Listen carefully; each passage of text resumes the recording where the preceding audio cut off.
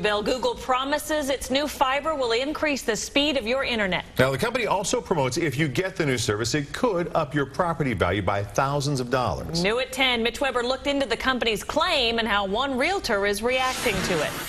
There are still a lot of questions about what Google Fiber will actually look like once it's up and running in homes. And we wanted to know what it could mean for those buying or selling a home. What's inside your home is often just as important as the exterior when it's on the market. Last month, when Google launched Fiber, it promoted it could be a property value increase between $2,000 and $5,000.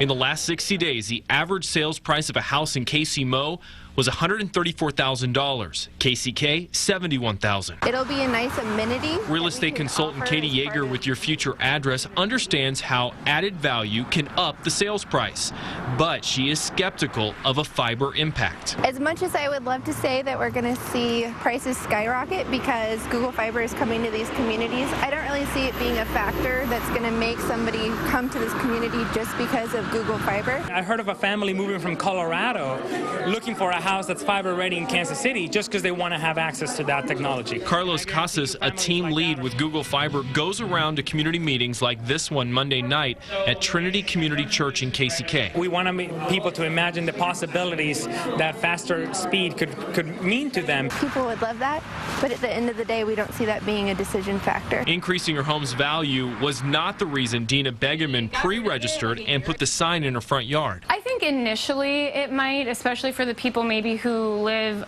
further out in the suburbs. Maybe they'll consider buying a house in the city. After I think everyone is hooked up and everything, it probably won't be as a big of a fact.